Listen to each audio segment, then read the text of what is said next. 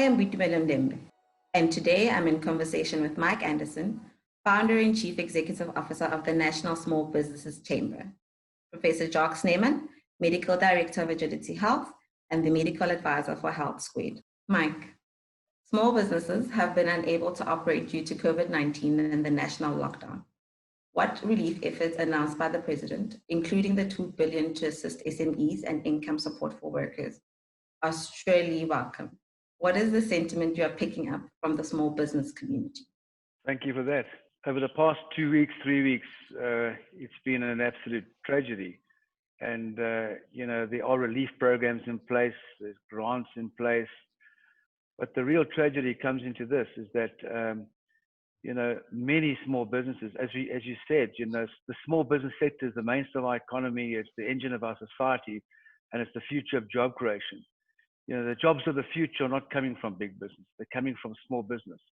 So we have the collective responsibility to ensure that these small businesses survive and continue to build and grow, and of course, keep these workers employed. So although there's relief programs out there, the challenges coming to us from Small Business South Africa is that it's taking too long, it's confusing, the turnaround time is too long, and more SMEs are not getting funding as opposed to those who are. So, like you said, is it enough? Simply put, enough is not enough. And a great deal needs to be done. A lot more effort needs to be put in place.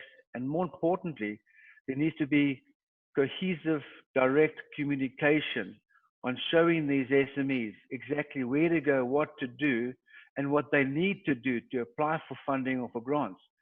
I think the big need here is more for grants as opposed to relief funding. Because if you think about this, when are most of these SMEs going to be able to pay these loans back, and when do they start paying these loans back? We do know that there are certain sectors that are more affected than other sectors.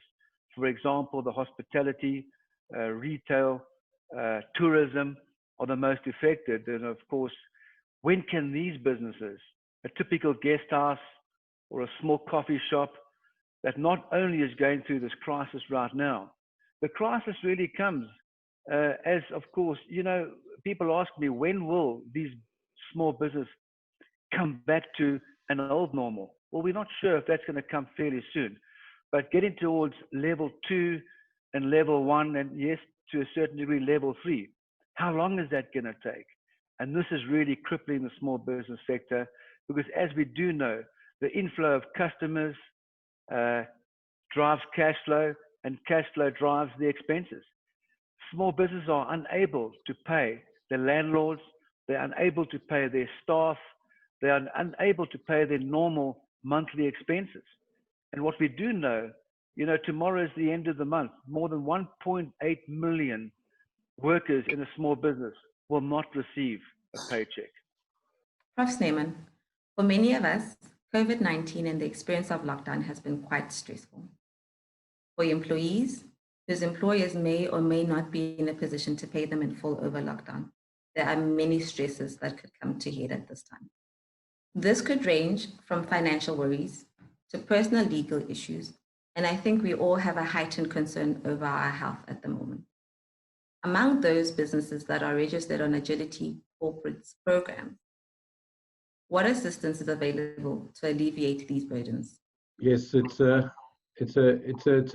loaded question, and I think Mike has stated it very correctly. Is how much more can you worry if you don't have money to pay your medical scheme contribution and look after your family? So health is put up front as a big worry, not only for those who can no longer afford to belong to a scheme, but also for those who dependent on those wage checks to visit their doctors, etc., buy the month's medicine.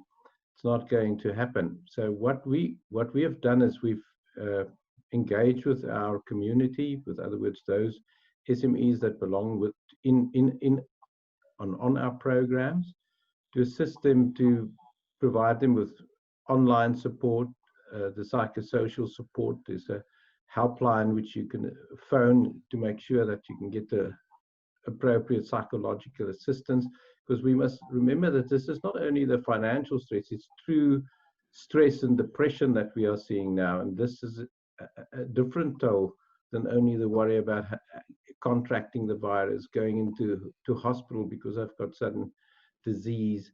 So it's a holistic approach, making sure that there's somebody that you can talk to, making sure that we listen, and make sure that we put programs in place which, even within these sort of challenging times, can actually reach those people that are insured or have products within the agility stable. Thank you both for your time and insight.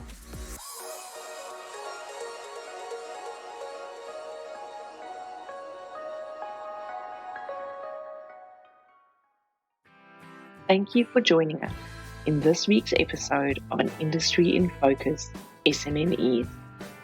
As always, the Health Squared and Agility corporate teams are always available to assist, and their team of expert consultants can guide you through any employee benefit landscape. Perhaps more importantly, they can help you maximize your employees' potential, which in turn will see your business thrive.